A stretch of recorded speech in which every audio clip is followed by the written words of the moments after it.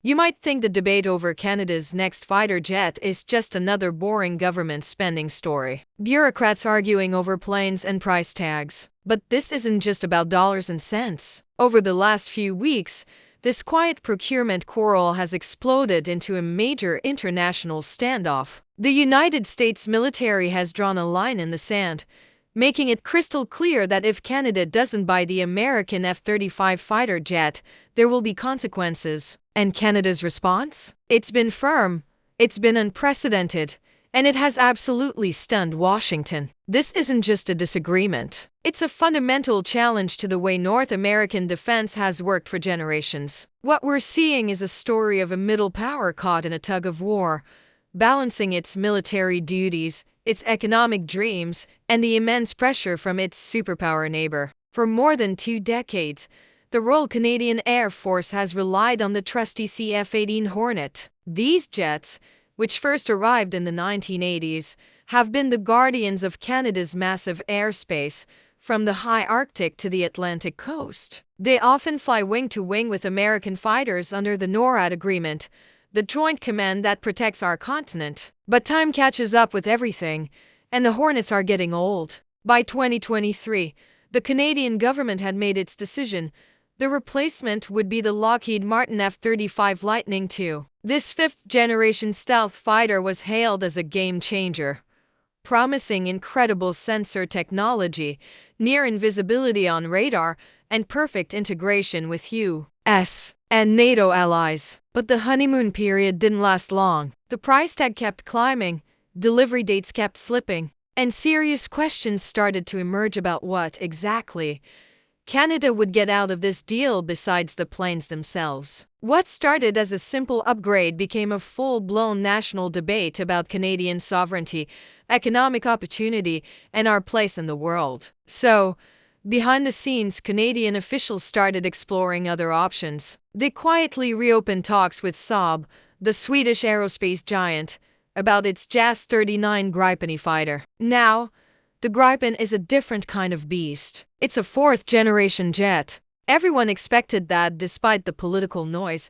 Canada would eventually stick with the F-35. After all, Canada was an early partner in the jet's development program, and the entire structure of NORAD is built on the idea of seamless cooperation. But that's not what happened. Instead of quietly backing down, Canada pushed back. Ottawa publicly pointed to the spiraling costs of the F-35, the lack of guaranteed industrial benefits from Lockheed Martin, and the very real advantages of not putting all its eggs in one American basket. This wasn't just a negotiation tactic. It was a bold declaration of independence. Canada was asserting its right to choose what's best for Canada, even if its powerful ally didn't like it. Let's dig into the details, because this is where it gets really interesting. The F-35 is, without a doubt, a technological marvel. Its stealth capabilities and advanced sensors make it a dominant force in the air. In a high-end conflict, it's probably unmatched. But that power comes at a steep price. The life cycle costs, fuel,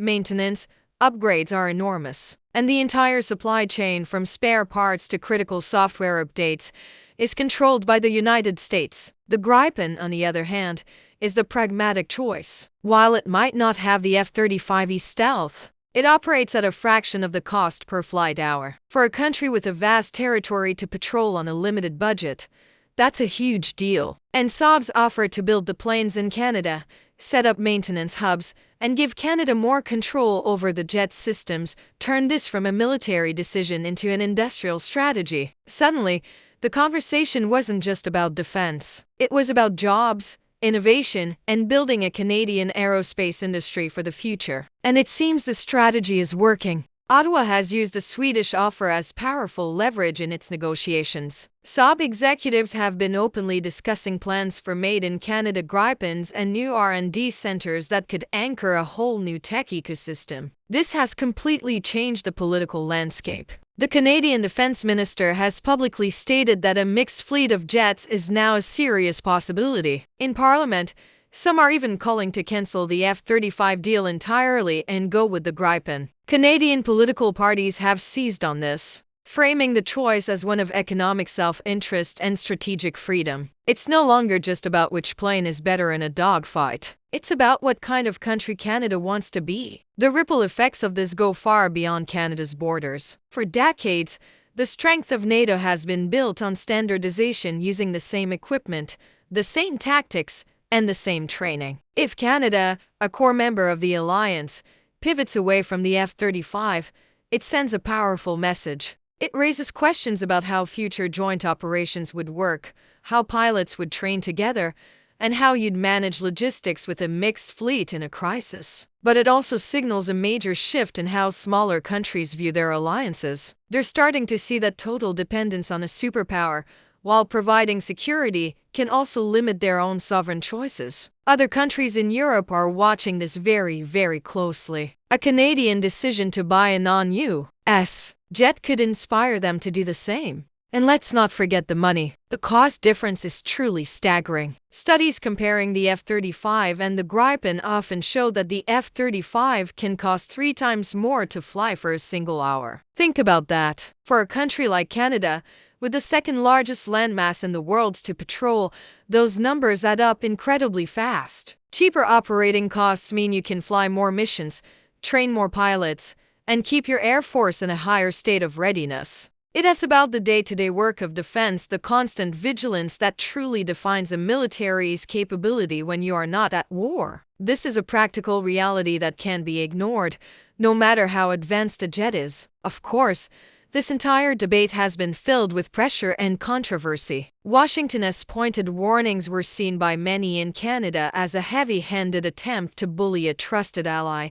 and it fueled a nationalist narrative about American overreach. Even within Canada's own military, there are real concerns. Some experts argue that operating 2 different types of fighter jets would be a logistical nightmare, complicating everything from maintenance to pilot training. But here we are, at a crossroads. A quiet but significant crack has appeared in the foundation of Western defense policy. Canada hasn't made a final decision. It hasn't rejected the F-35, and it hasn't fully committed to the Gripen. But it has done something arguably more important. It has asserted that its national interests involve more than just military compatibility with one ally. They include its industrial future, its strategic independence, and its very identity as a nation. So, in the coming weeks and months, the question won't just be which plane will Canada buy. The real question is, what kind of nation will Canada choose to be? Will it be one defined by deep integration and dependence on its superpower neighbor? Or will it forge a new path of calibrated independence,